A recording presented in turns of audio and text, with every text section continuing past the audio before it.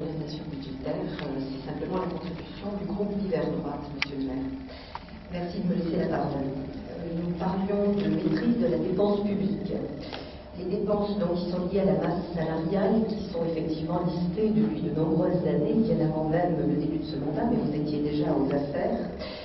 Ceci étant, elles sont en hausse malgré, et les mauvaises habitudes ont décidément la vie dure, le transfert de personnel à la CCAVF, c'est-à-dire notre nouvelle intercommunalité.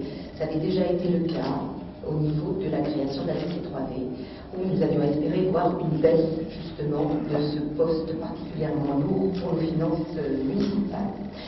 Vous l'avez dit vous-même, il y a un transfert ne serait-ce que pour la petite enfance de 23 agents, et vous l'explicitez vous-même dans le rapport que vous venez de présenter, M. Benedetto. Il y aura non seulement un maintien de ce fameux poste, mais une augmentation de 2 postes. Inquiétude donc renouvelée, puisqu'il s'agissait là, je le rappelle, aussi d'une des remarques et des voies à suivre que nous avait déjà donné la Cour régionale des comptes. La fiscalité maintenant qui est appliquée, et ce depuis de nombreuses années, dont on a accusé très longtemps en fait de précédentes majorités, sont maintenues à des taux maximum, et ce par choix politique. Nous le disions, ça n'est pas une gestion d'experts comptables, mais bel et bien un choix politique, disiez-vous, Monsieur le maire. Et quand ce n'est plus possible de les augmenter, on les augmente de façon cachée par l'intermédiaire de la communauté de communes. Lors de la dernière réunion de cette nouvelle intercommunalité, j'ai même appris avec surprise que l'on appliquait sur le taux des ordures ménagères un taux de pression fiscale de précaution, disait le vice-président en charge de la chose, puisque je m'étais permis de faire remarquer que nous étions à un taux prohibitif concernant la taxe d'enlèvement des ordures ménagères, encore un record battu par notre collectivité. Inquiétude aussi quand vous nous dites que vous nous expliquerez plus tard le mécanisme de calcul des taux avec ce fameux lissage. Alors quand il y a des choses simples, déjà les clients ont du mal à s'y retrouver, mais en définitive, on se retrouve avec quelques interrogations quant à ces calculs de taux, et au final, en tout cas, nous craignons bien que les Lillois sont encore une fois de plus les ladrons de la farce.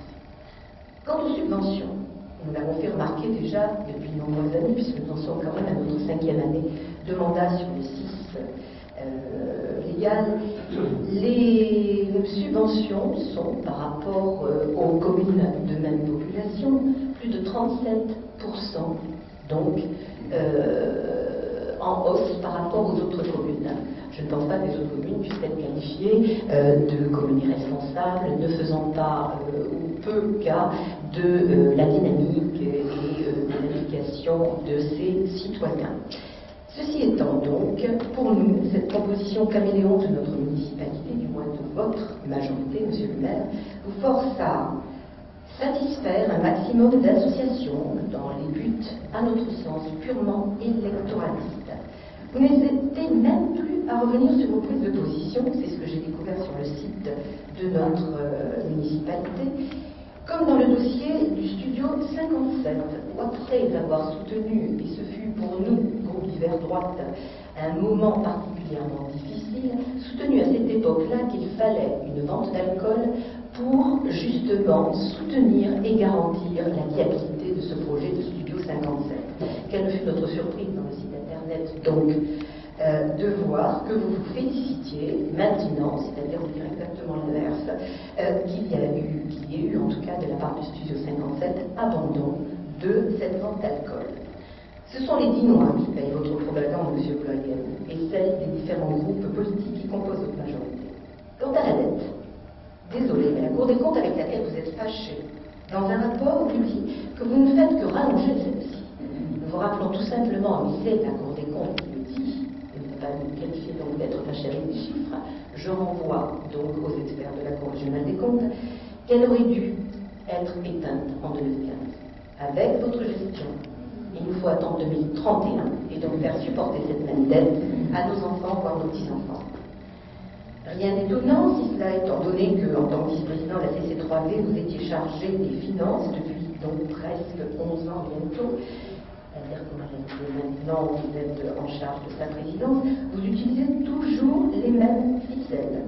Donc on parlait de dette, et là vous en êtes intégralement responsable, de 91 € par habitant en 2005, nous sommes passés quand même à 253 € par habitant en 2010.